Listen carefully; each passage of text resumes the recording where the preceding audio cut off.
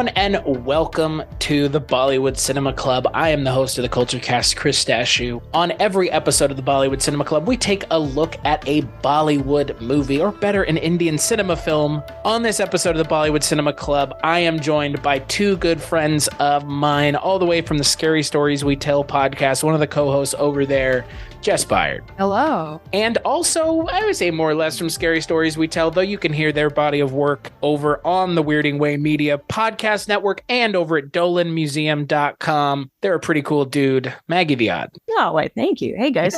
So there is kind of a more underlying theme outside of the fact that the three of us are friends. The three of us are on the most downloaded episode of the Culture Cast, which was on an Indian cinema film that I think is, I mean, obviously it's one of the more popular, if not one of the most popular Indian cinemas ever made, DDLJ, featuring, just half of the cast of this movie. Yeah. So I figured at some point, Jess and I are eventually going to circle back around to 2.0, the Entheron sequel for this show, because we talked about Robo or Entheron on the Culture Cast. But I figured, why not get the three of us together to talk about the second spiritual sequel to DDLJ, because Kuch Kuch Hota Hai came in between these two movies, and it's just DDLJ again in a lot of ways. I don't know how else to explain it other than SRK gets married to, I want to say it's Rani Mukherjee, who plays the chick at the beginning of this movie. They get married, they have a kid, she dies, and then he goes and falls back in love with Kajol, the actress from DDLJ, the actress from this movie that he falls in love with. Sound kind of like DDLJ? Yeah, it kind of is. Which brings us to this movie, K3G, otherwise known as Kabhi Khushi Kabhi Gham, otherwise known as Sometimes Happiness, Sometimes Sadness. It is the second spiritual sequel to DDLJ, primarily because it has SRK, Kajol. It also has Jaya Bachchan and Farida Jalal as well. I mean, there are plenty of returning faces from DDLJ in this movie and from Kuch Kuch Hota Hai, along with the injection of some other big names, including Kareena Kapoor, Hrithik Roshan, and obviously Big B himself, Amitabh Bachchan, as the patriarch of the Raichand family. And the film is about the Raichand family, including Yash, played by Amitabh Bachchan, and Jaya Bachchan, playing Nandya Chandra Raichand, his wife. They have one adopted son, played by SRK, who plays Rahul, and one biological son, Rohan, played by Hrithik Roshan. And wouldn't you know it, SRK gets in trouble by falling in love with Kajol, who plays Anjali, a lower socioeconomic group. Ordinary girl, I think is what his dad called her. Yeah, simple. I mean, again, she's the caste system doesn't exist in 2001, but that's kind of what they're playing on here, is it different socioeconomic levels. And SRK falls in love with Kajol, and they get married against the will of his father. And wouldn't you know it, he gets essentially excommunicated from the family. We jump forward, and the younger brother, played by Hrithik Roshan, goes to London to find his brother and his sister-in-law and bring them back because, well, their parents are getting older, and he sees it as his mission to bring the family back together. So yeah, that's a pretty long setup. This movie is 3.5 hours long, which I think we're going to have things to say about that, as much as I'm sure the three of us may have liked this movie. But Maggie, I'm going to give the floor to you. None of us had seen this film before watching it for this. So tell me a little bit about your thoughts on KKKG, or K3G, probably the easiest way for us to call it. So we don't have to say KKKG, which doesn't sound great. Yeah, especially for us Western audience. Yeah, primarily for the Western audience and almost no one else. So... man. I mean, honestly, I'm always tickled that Indian cinema leans so heavily onto musicals, because I will say that's probably my favorite part about this movie, especially when it's hard not to do the compare contrast thing with DDL, because especially when they say it's a spiritual successor, I think it's more like a sister film or something like that. It's almost like equal opposites. I did get a little misty-eyed because I do feel for like the parental figures, not the abandoning part necessarily, but my mom's currently going through a phase where it's like, oh, I wish we could have like Christmases with everybody again. And it's like, oh Jesus, I'm gonna die. It's so sad. But I mean, the music's still really good in this. 3.5 is a stretch, but I don't think it was outlandishly so. There's definitely parts they could have trimmed like a good chunk of the fat. I think it does meander a bit. And boy, there's only so many times I can see the this person backwards thumb jab in an entire movie. Like that happens so often, you could almost make a drinking game. Or every time a fan appears to blow. Yes. Their hair has to be perfect, Jess. Okay. I don't know what you're expecting. These are good-looking people looking good all the time. I mean, that is true. That is a fact. That is a selling point of these Indian romantic comedies. I mean, look, it's no different than our rom-coms, right? I would wager the folks in these movies, they look perfect even more so than the ones in our movies do. I mean, come on. We even do the fat shaming too. Yeah. It's amazing how that works. That was my favorite character too. I have to say, Ron, I was rooting for, because of course it's like Judas Priest.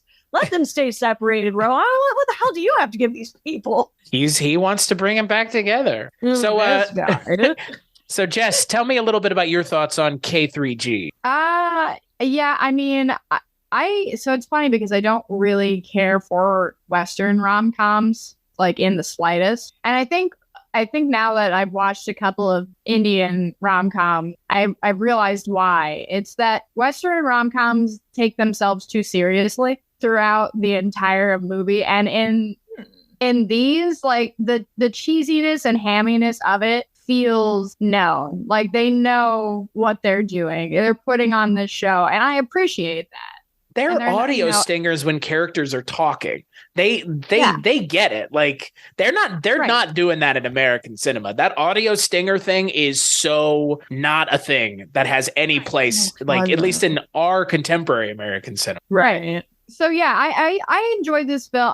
I'll admit that like the first hour and a half dragged really, really long. And I was getting to a point where I'm like, oh man, am I not like, I want to like this movie. I do, because I did obviously I like DDLJ and I liked the actors that are in that and in this one a lot. And it did finally pick up, I think, after we hit the time jump, which made it a bit more entertaining for me after a while. But yeah, I would have trimmed a fair amount of this movie down, because it is, the plot, I mean, is what it is, what we've discussed. And it's not something that needs to be drug out as long as it is. And perhaps that's coming from Western sensibilities. But even I really like the musical aspects of it too.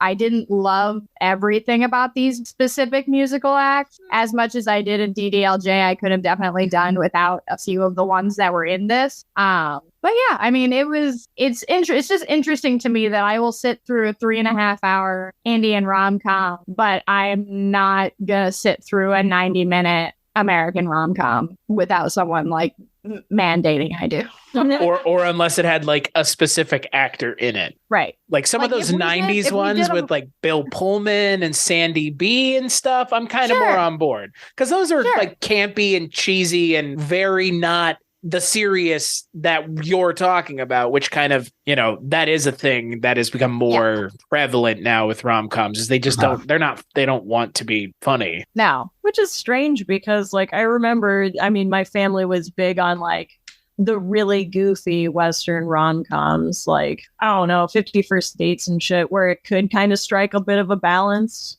where it's like, this kind of does in a better manner at that point. Because you do have the big, serious, like emotional scenes, and they seem to translate really well, especially side by side with the comedic stuff. It's a different type of comedy, but it still flows really well. And I know sometimes that is contributed to the amount of time that we're exposed to these characters. Yes. So it's kind of a win some, lose some, because you have to have like really succinct writing and understanding of your characters to get away with a 90-minute script that can accomplish the same thing. It's just hard to strike that balance. Yeah, you definitely do spend a lot more time with these characters and therefore end up feeling a bit more connected to them. Just like if you're watching a TV show or something that's extended period of time where you're actually with these characters versus a 90-minute, very formulaic, we have to hit this beat. Have to be good if you're going to try and do both, because it's really hard to do both. Right. Well, and I mean, again, to that point, I think I've said this before multiple times on this show now. I always feel like in most of these films, even the ones I haven't been the biggest fan of, by the end of the movie, these are fully formed, fully realized characters. And again, like you mentioned, Jess, you spend so much time with them that you can't help but really get invested in them. And I think that... Right. I was thinking about it as I was watching this film, and there's something about this film that feels oddly Shakespearean in a way. Like the story, it's this kind of grand story of the one son leaves, and then he leaves with his wife and her daughter, or her sister, and then his younger brother meets the sister later in life, and they don't know each other, and he knows. It just feels very grand, right? It's this whole grand interconnectivity of just these characters, not in the grand scheme of the world. I mean, these are just one family in India. There's no world stakes here. No. That all being said, I think for me, DDLJ, obviously still the movie that resonates more with me. Just to get that out of the way, it's 100%. Yeah, and it has the better music acts. It has, I think it has a better overall approach to the storytelling, but it doesn't really. It has an emotional core, but the emotional core is really centered around SRK and Kajol, and then Om Puri's character of the father and the mother character. In this movie, they have to spread it out more, and I appreciate that because they do land it. I mean, it's not that they don't land it. It's just like we've already kind of mentioned. It's 3.5 hours long. They have so much ground that they need to cover. And I think, rightfully so, I think it's too much ground. I think there are there's probably a half an hour on both acts of the movie, or kind of the early, the pre-time jump and post-time jump. There's probably a half an hour of each of those that they could take out and take about an hour out. Yeah, and like you mentioned, Maggie, there's some of the acts in this, some of the musical numbers in this film aren't very memorable. But all that aside, I mean, I caught myself crying at the end of this movie, obviously. I mean, it strikes to an emotional core of something different than DDLJ. This is, this story really is about the relationship between fathers and sons, more primarily than anything else. I mean, and that's... again, none of us are Indian, but we have our own Western kind of constructs of familial relations and expectations. But absolutely, obviously it's well known. I grew up with plenty of kids in high school who were from Southeast Asia or from India, and some of their parents have stricter expectations from them, both, ethnic expectations regarding who they can marry, who they can't marry, all kinds of stuff. So that's the one thing that I personally can't understand about this movie any more than any of us really can, because that's not the culture we grew up in. But I think even in spite of the kind of specific cultural aspect of the movie that we can't directly appreciate, I think the movie's message is broad enough and well executed enough that I'm with you, Jess. It's 3.5 hours, but I watched the whole thing in one sitting. Yep. I didn't walk away at any point and come back and do something else. 3.5 hours is a big ask. Mm-hmm. It can be. I mean, I'm an opera nerd and I like the classics like Lawrence of Arabia with an intermission slapped in the middle. So the time restraint doesn't necessarily affect me too much. But normally, that's normally reserved for epic story. Is this an epic story? That's my question. That's why I said it feels Shakespearean in a way, so kind of grandiose. Exactly, gonna be my point. As you just said, it was Shakespearean. It definitely echoes, and it's kind of archival in that. And the thing that I appreciate about this movie as opposed to DDL is that there isn't a specific villain. It's more of a clash of perspective and understanding, and that's the whole movie, is trying to get everybody on the same page, whether it's essentially through what would have been a complete stranger if, Rohan didn't, pose as a stranger. Right. So, I mean, I do like that with DDL. There's kind of like the just the villain trope where it's like you have to kind of beat the boss level, and he did, and it was amazing, and everybody was friends again. But with this one, it wrestles with those complex emotions of you love this person, even though they aren't fitting the expectations and perspective that you had on them, and kind of to move past that and understand that it is their life and you can still exist in it to that facet. I mean, that's what struck me, and I really do like that. Well, I'm with you. I think that's kind of why this works. I mean, it works in my mind just as well as DDLJ, but it doesn't have. It's not. I don't know. I feel like it just gets wrapped up in its own narrative and kind of just giving you more of the characters and more. I don't know. Like I feel like when finesse to it as well. Yeah, it's just. I mean, more isn't necessarily always better, and I feel like that is the earlier takeaway for me. Just when you watch the movie as a whole, you don't need all of the stuff early on. It just feels like a lot. Yeah. And it does feel a bit repetitive throughout, as we we do spend a lot of time with these characters. I do like all of these characters, for better or worse. Yes, they're flawed, but ultimately most everybody comes out pretty reasonable and, understanding of each other, which is what you would want to see of a story like this, dealing with, such a tight-knit family group that, you don't want to see them not work it out at the end. But I think throughout, it just feels like we kind of relearn the same things over and over about certain characters. And it's not, necessarily not entertaining in how we do, but it seems unnecessary and kind of drags everything out longer than it needs to. Also, I never need that London montage ever again in my life. Well, I mean, that's the thing. It's just some of the stuff just feels like an excessive choice. Just like we need some establishing shots of London, or I would contend it's probably one musical number too many. Yeah, there were a few that could have been cut short at the very least. Raining Men. I wanted to ask about that. This is 2001? Yeah. Raining Men came out in the mid 80s? Yeah, but what I'm guessing is it's 2001. It's London. I get, and disco didn't die around there like it did here, and still in clubs and stuff like that. I'm sure that was like a hit mix at some point in time later on. Disco died? Not for you. It's just so funny. That song came out in 79. Yeah. Nice. Yeah. It's the first time I watched the movie, I just remember she goes, it's Raining Men. I was like, whoa, like this, what? Who? Hold on. Yeah. Well, it's also kind of fun to see, we mentioned speaking as Westerners. It's fun to see how other countries view Westerners and how they put them together, and what pop culture references are the ones that they choose to go that click. Yeah.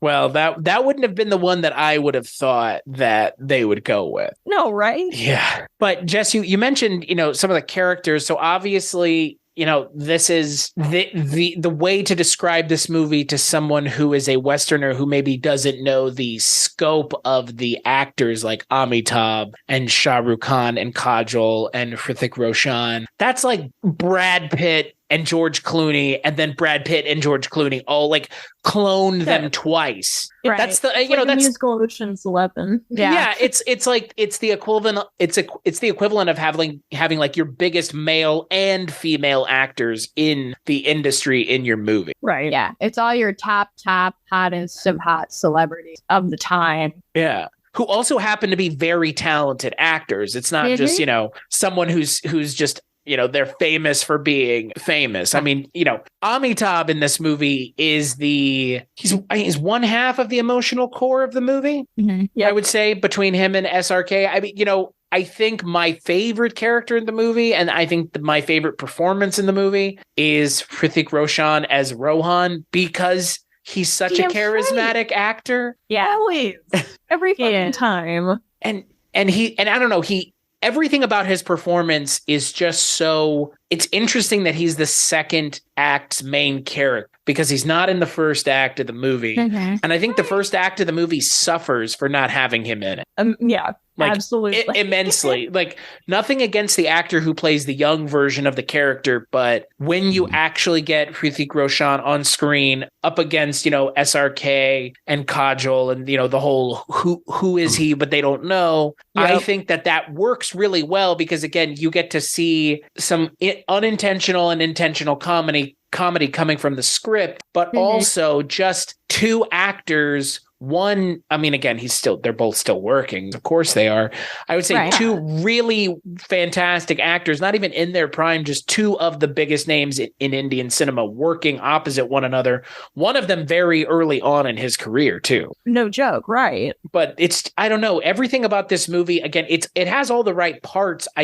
I wish they had been a little bit more judicious with the scope of what the expectations were for the story that they were telling. Yeah. Yeah. Yeah, they try and cover a lot of ground. And I mean, for the most part, I think it translates well. It's just, I was kind of baffled considering DDL had so many like pristine like transitions into the musical numbers. It seems like this one, it was a bit clunkier. Yeah, they just there wasn't a lot of flow to getting you to them. They all just kind of started. You're like, all right. Yeah, there were some clever sequences within the music numbers that had a lot of charisma and detail to it, but I can't get over the fucking piano scene in DDL. I know. That's like the epitome. That was so, like, the lead-in was great. The action during carried the story. Some of these, it was more of like the woo, we're happy party songs as opposed to moving the plot forward songs, which they still have an abundance of. It's just the ones kind of drag the other down sometimes. And I think that's kind of what I mean about the repetitiveness, where it's like, yeah, the music, you said that and it clicked. And I'm like, yeah, the musical sequences in DDL seem to move the plot along a lot smoother and a lot more fun than the way this one did. It just kind of, the musical sequence, it's tricky to move anything forward. It just kind of reestablished what we kind of already got that was already happening. It's kind of why I hate Pagliacci as an opera, especially during like the show scene, because everybody's going, gasp, what's going on? We're going to start the show. They're starting the show. Everybody, they're starting the show. And it gets really got it. Well, and, if you think about the music from DDLJ, there are no repeat tracks in DDLJ. Throughout this movie, there is the Kabhi Khushi Kabhi Gum music that comes back over and over. But that's what y'all, I know exactly what y'all are talking about. There's the leather act. There's the leather. I don't know what other to call it. The song where they're singing in leather, which that I think for me, the best song in the movie is I think it's probably the act that they put on at the beginning, the Say Shava Shava at the party. I was gonna say the exact same thing. 100%. Right? Because it's Amitabh singing and dancing, and he's so goddamn charismatic. You give him anything to do and he will nail it. But it also incorporates more or less the entire cast, other than the two actors who come back later. Yes. Which is pretty rough considering that's like within the first 45 minutes of the movie. Yeah. I think frankly, my biggest, issue other than the length of the movie really does kind of cut to the storytelling mechanic that they use with the time jump. I mean, that is why the movie is 3 hours long. It's because they have a before and after time jump, and they're roughly, I guess the before is like an hour and then the after is like 2.5. Yeah. Right. Yeah. I think it might even be like a little bit like an hour and a half for the first half, because that felt pretty, I don't remember. It felt like the first, like I said, for me, the first half is what drug on the most, and the second half is more where the meat was. Sure. Yeah. So the pre-time jump is 1 hour and 40 minutes of 3.5 hours. Yeah. That's what I thought. That's a lot. That's even more now. That needed to be probably only an hour or only 45 minutes. Like, I don't know. If it had been 45 minutes to an hour, I think that this would have been a much tighter faster pace. Because for what this movie wants to do, and like how you said it, so it feels like it is grand. It does feel in part like a hero's journey. And it just doesn't have the momentum constant, that you need to kind of propel that forward. Like it wants to be, it does. It has that energy, and everybody in the cast has that energy. But you have to hit the beats faster, otherwise it's going to be really wonky of the flow. Yes. Well, so the first hour and 40 minutes, I think the three of us would agree, that's SRK and Kajol, right? Yes. And then the second half of the movie, it theoretically, well, not even the next half of the movie. I guess you could say the second act is Hrithik Roshan and Kareena Kapoor's movie. And then the third act is everybody's movie together. Yeah. Like after the sad happens. Yeah. Yeah. So I would say that my favorite act in the movie is probably the second act. I'm just not a huge fan of the first act of this movie. No. Yeah, they could have done a couple things differently. The one thing I would miss from the first act would be that number. That's about where I stand on that. That was a good menagerie where they kind of showcased the dynamics. If they just had that as the opening pass thing and just jammed a couple extra things in, I think that would have been succinct. Right. Well, link everybody up in your first part, who needs to be linked up. That's going to continue on later. Yeah. I get it with the kids bullying Rohan. Everybody. True. But that, those bits with the kids did also seem to drag out a bit. You could have just done one, introduced that girl, connected the families, boom. But then they had a whole musical act at the thing. Yeah. Right. Yeah. The first act is a lot. It's just, it goes on and on and on. I mean, it's not terrible. Yeah. It's just no. And I get why. I get that, because ultimately what we're leading up to here is a big family disconnection that ultimately does cost one of the main characters pretty heavily in while being disconnected from them. So we're leading up to this big, reunion between them, this understanding of, like the title says, sometimes sadness, that's how it is with families. And ultimately that's this entire movie. And so I get wanting to spend a lot more time with the family to really invest everyone into the family, so that when it does break apart, for the time that it breaks apart, it's a lot more heavy. And it does, it did hit me too. When that finally happened, even though I was kind of can we get this first act over with? Let's go. When he gets, disowned, it's oh my God, that's one of the most the harshest ways of saying I'm disappointed in you I have ever heard. And no one wants to hear the I'm disappointed. Please be mad. Don't be disappointed. The scenes between Amitabh and SRK in this movie are just heart-wrenching. And, they're intense. Yeah, it's a masterclass in two actors who are two of the biggest actors of all time on the planet, frankly. And they're in a room together and they're just delivering these emotional haymakers into each other and not stopping. And it is, the scene, like you mentioned, Jess, about almost 2 hours into the movie, where the entire relationship falls apart, is a really interesting setup for what we end up getting at the end of the movie and kind of the payoff, right? Because that's the setup and then there's the payoff at the end. But they're just so emotionally charged that they're really hard to watch. They are. It's like seeing a family fight happening. In real life. Yeah. Well, and especially considering the level of the adopted son didn't know he was adopted, and then he gets hit with this giant brick of you are legit disowned. And we can do that because you weren't actually my real son. And it's just kind of really, it's so harsh. It's bad. Yeah. And for, you really want to hate his dad in that moment, because for what? Because he wants to or did marry a girl whose family, I guess, had less money, but still seemed pretty okay. I don't know. Everybody seemed very flash movie. So I didn't really the difference in class didn't quite translate. It didn't. It really didn't. They seemed pretty on level to me visually. And so really the only context we get in that is, dialogue between them. But you want to hate him because it's just such a bullshit reason. But at the same time, I mean, again, I mean, obviously as three people who are more in the camp of SRK's character in this movie of kind of, I don't get it. I don't understand, whatever. These familial expectations or societal or cultural expectations are not something I care about or want to, deal with. The dad is written so believably. Like, that's the thing. Yeah, I mean, again, absolutely.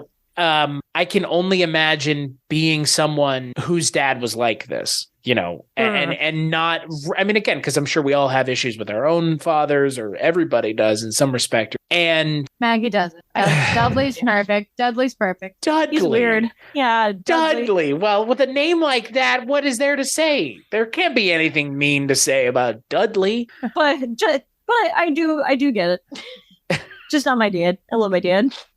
But, I mean, again, that's the thing that's hard to really understand about this movie as a Westerner, just the cultural expectations, because we don't have them. At least the three of us don't. The three of us don't have them the way Rahul does in this movie, even as the adopted son. I mean, imagine, Rohan's position of he's the biological, then you have the expectations for him, which I like that his character kind of never really lets those expectations seemingly get to him. He kind of becomes the emotional fun center of the movie. He's always smiling, always happy. He's not, SRK in the second half of the movie kind of takes a back seat, which is perfectly fine. But his character also kind of seems like more of a dick in the second half of the movie. Yeah, well, I mean, after all of that, you got better too, probably. Yeah, I guess. I mean, the equivalent would be I've known plenty of people that I went to high school with that got disowned for coming out as gay, and it's like, oh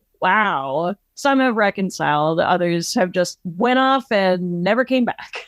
I will say though, I'm not the biggest fan of the character that Kareena Kapoor. No, that really was hard to.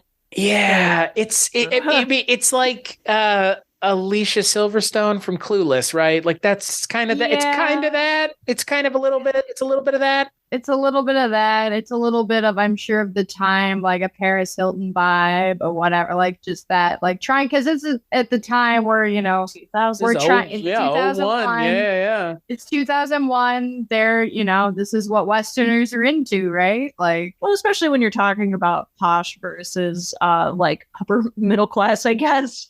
Right. For the dynamic of the families. So of course you have to have like that kind of simple life. Vibe. Mm-hmm. Yeah, like just it's really obnoxious to sit through. Yeah, her character is really overwritten, I think is the best way to put it. Like, it just I don't, and she, I like her. I've seen her in other things. I am not a huge fan of this role, just primarily because she's so annoying. Her character is written so just kind of, it's just not much of a character, really. Yeah, it's very one-dimensionally. It's a caricature, and she's doing good. She's doing well with what they gave her, but it's not a good character, really. It doesn't quite have the Silverstone charm of Clueless, where you can have the Valley Girl, but she can also be smart. Yeah. But this is just exactly. I think they were really gunning for that to be like a nice comedic crutch to lean on, when really there's just like so much other like charm in that film that could have handled some of the weight instead of them throwing lines at this girl. Right. Well, and I find it kind of hard to see what someone who is kind of just wholesomely good as Rohan sees in her as a character. When he can see her sister in the same scene, who's like kind of like the like she's written so kind of perfectly. Again, Kajol is just kind of just she's just kind of a klutz, but also a lovable klutz who just speaks her mind, and she's so goddamn lovable for it. But then you have her sister who's just sets your teeth on edge. Mm-hmm. Tale as old as time. There's the good one and the annoying one. It's really, really, really annoying. Oh shoot, I think I'm the annoying one then. No, I got the turn. I love that. I don't know how you could be this annoyed. No. When your catchphrase is hallelujah from It's Raining Men, I think, Shit, I am the annoying one. Guys, it's me. But you're not like the Barbie. Like that, like she's like her personality is just makeup, clothes, boys. She is a female character she is a idealized female character written by a man. That's actually Absolutely. Every single female role in Western movies in the 2000s of the early aughts, It's like, no, that's girl like fashion. Yeah, she has like a small purse and a tube top and a short skirt. Yeah, it's like the idealized Western woman. Yeah, exactly. Yeah. I'm surprised she didn't have a little toy dog. Right, in a purse. Yeah. Next time. There's always the next one. But it's not played for like parody or for contrasting and comparing. It's played seriously, which is the problem. That's the issue. Mm-hmm. Yeah, for some reason, out of all of that character is the one that seems the least on purpose, like cheesy on purpose, where it's like, no, this is who she is. Yeah, because every scene that she's in is just the same thing. It's like, oh, he's so hot. I wonder what he's doing. Oh, later, nerd. Like, that's pretty much like half of her dialogue in just some sort of, version or variety of that, just over and over again. And again, Kareena Kapoor, fantastic actress. So it's not her. It's a weird role.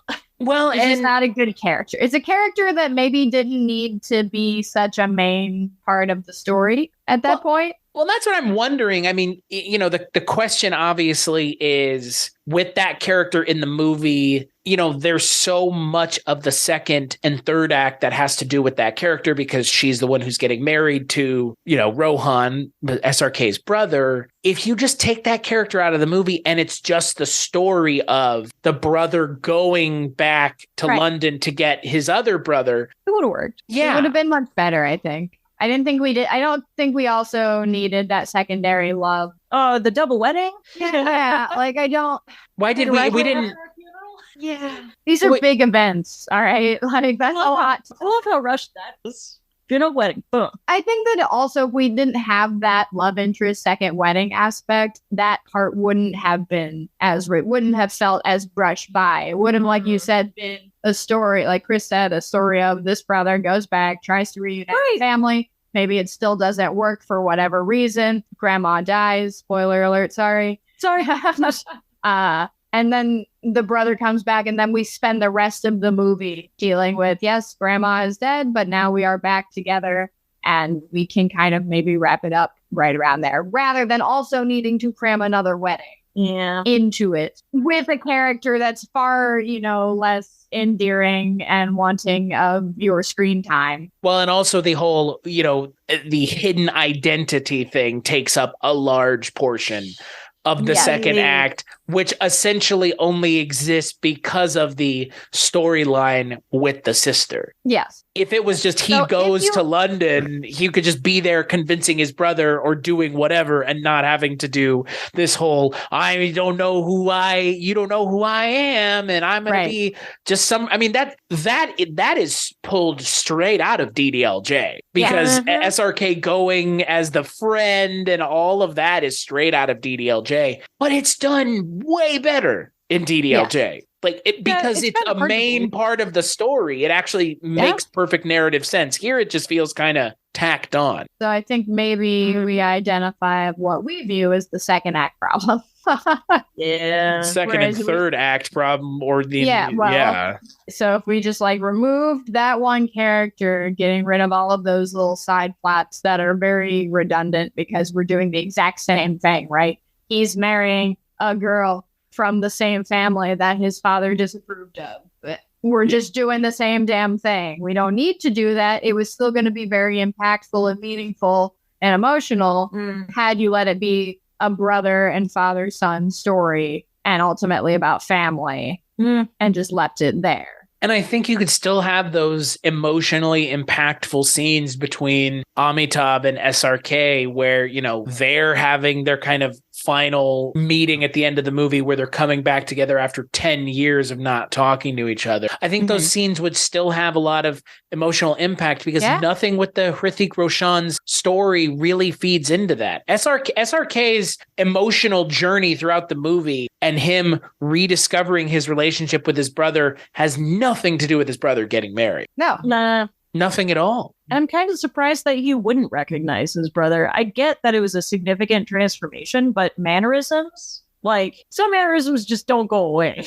Yeah, I mean I don't know. I always have a hard them, that none of them would recognize it because it's the brother, wife, and also her aunt who was like very close to the family to begin with. Yeah. So none of them really recognize him. So as we talk about it, I can definitely see where we could trim to like, I get it. It's just, I don't know. That kind of took me out of the moment when I'm like, really? You're using your dad's name. Yeah. Hey, no one's catching this weird coincidence. Like weird. Like, and there's a couple moments where they like linger on the eyes, like, oh, does someone know? And it's like, no, they're just gonna float. Okay, never mind. Blow right past. The first scene between Hrithik Roshan and SRK is a little. Oh man. It comes too early, right? Yeah. If it needed to exist at all, because again, like I actually completely agree. I think that the idea that no one can recognize him. I mean, is this? People might say, "Oh, it's just nitpicking," like, or you're being overly critical. I don't think it is because it's actually when it can be removed. Well, and to Jess's point, it's a main part of this movie. It is the second act of this movie. Into the third act, frankly, is this. Oh, we don't recognize him. He lost weight. He didn't have plastic surgery. Exactly. Right. A different actor is playing him grown up because you can't age a child actor magically overnight. Right. It's supposed to be the grown-up version of the kid that you've seen. Right. So it's fine if the character recognizes him because the character would be aware in some capacity. Right. It doesn't really make a whole lot of sense. Given that it's not like they didn't know one another or that, he was born after he left. For years. That would be how you do it. Like, it's like, what is the time jump between the 10 years? It's like it's 10 years. 10 years. So have the mom be pregnant with a child at the end of the first act, and then that kid is grown up, or it's like a baby, and then it's grown up, and then it makes sense why he doesn't know what he looks like. Right. Never seen. He's only seen a baby picture of him. He's never seen a picture of him grown up. Yes. There you go. And you don't have to have a, love story for no reason with a character that is just one-dimensional and grating, to say the least. That character actively drags the movie down. It does. It's unfortunate because again, it's just a poorly written character that leans on like the worst stereotypes in Western like rom-com writing. Yeah. Right. Yeah, I think that ultimately the biggest is that a lot of the script gets in its own way for like it just kind of ends up walking itself in a circle for a good majority until it knew where it wanted to go. I see that. Like, I do think that this, it's very clear point A to B to C where we were going to go. But yeah, I think it just gets too wrapped up in itself. Well, it becomes focused on telling another love story in a movie that doesn't really need another love story. I mean, again, the love story between and the relationship building between SRK and Kajol effectively happens all off screen. I mean, we see an hour and 40 minutes of it, but there's 10 years that we don't see where they grow as a husband and wife, and we never see it, and they even have a kid. So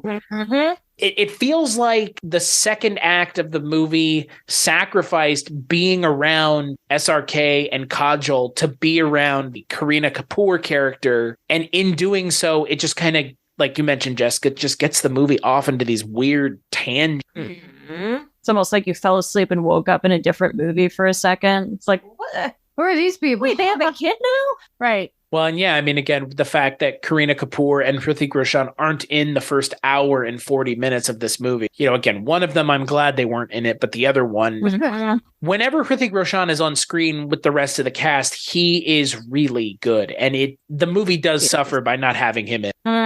Yeah. Anything else? Man. I mean, it was a hoot and holler, I will say. Yeah, I mean, I think overall it's still a good movie. It just has a higher degree of cheese than usual, which isn't necessarily a bad thing. It's just interesting choices were made on it. Well, I think ultimately the movie knows the story it's telling. I just don't think I don't think that, like you've mentioned, I don't think, Jess, the story doesn't need to double back on itself with the story it's already told. Because it doesn't do anything the second time around differently. No. It's not like the son getting married to the sister is somehow the father's mind has changed. No. Yeah. No, it just his mind changed because it's 10 years later, and it's like, oh right, you stuck to your guns and you actually didn't come back, and you did. Yeah, that scene at the end of the movie is worth the 3.5 hours. It really is to get to that point. 100%. But it shouldn't take 3.5 hours. That's the problem. No, and it kind of has the feeling that you get with like the ensemble movies that had a few test audiences and they were wanting to cater to every single like age group and dynamic in that, because it seemed like it was very family centric. So maybe they threw in just this wacky character for the young people because they don't understand that you can still just have a goofy character that still is an important character, like well-rounded. It just, some of the decisions seemed like it was made in the lab as opposed to coming from, this is the story I want to tell and push it through.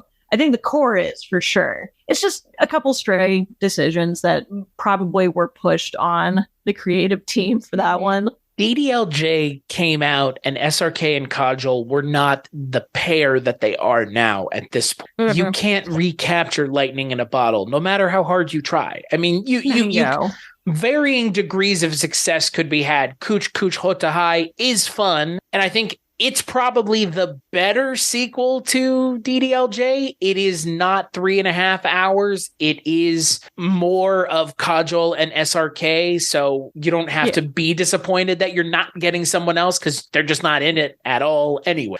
Right. But, you know, I think it's admirable that this movie is, like you've mentioned, Maggie, a movie that has a very serious core message, a kind of core tenet of beliefs that's dictating the direction the movie is going. Yes. But it is still funny. It is still a fun movie that, like you mentioned, Jess, you can get through in one sitting, and it's 3.5 hours and it doesn't feel like it. And there aren't a lot of movies that are 3 hours plus that don't feel like they're 3 hours plus, which for many of us, if you watch a 3.5 hour movie in your day, that's like a fourth of your day gone. Yeah. Yep. It's a lot of time. That's a lot of time to sit and watch one movie, and effectively also, it's almost 3 movies. You know, 2 movies worth of movie.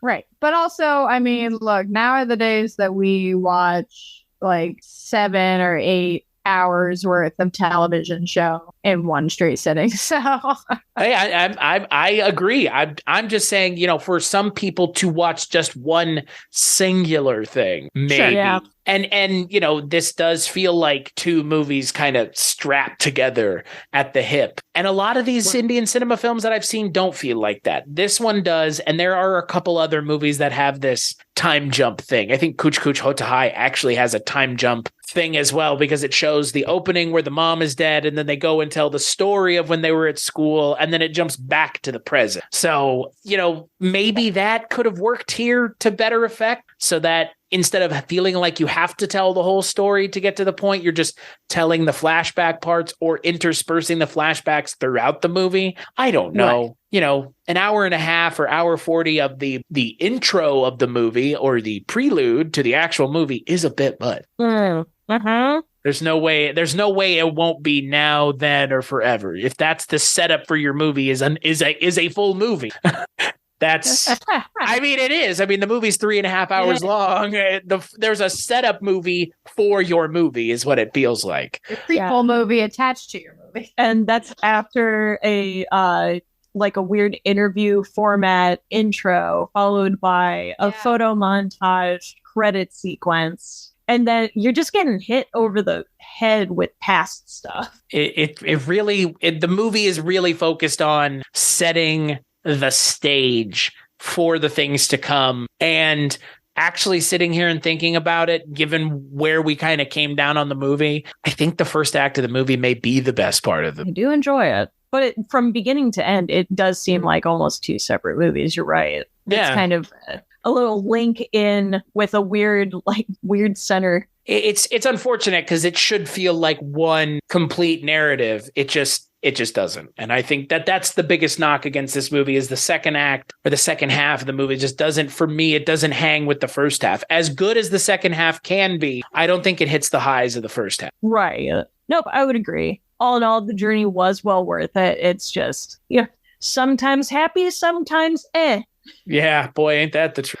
So Maggie, final thoughts on K3G? Yeah, I mean, it's worth a watch. I just think that if you wanted to get that rom-com scratch itched, I would go with DDL or, I mean, there's a bunch of other ones. It's not the worst family feature, but it was fun. It's just a bit meandering. So I'd say if you even split it into a two-parter, that would be awesome. Just have two different nights. Do first half, second half. Jess? I mean, yeah, I agree. It's DDL is if we're talking about, between the last time we talked about Indian cinema versus now, DDL is definitely a better than one I'm gonna go with. But yeah, I mean, I feel like I definitely cried at the end. Yeah, it was. You're right, Chris. It did get the wind up was at least worth for that punch impact. It did connect with me in that specific way, and that's why I would ultimately like to have seen this been more focused on that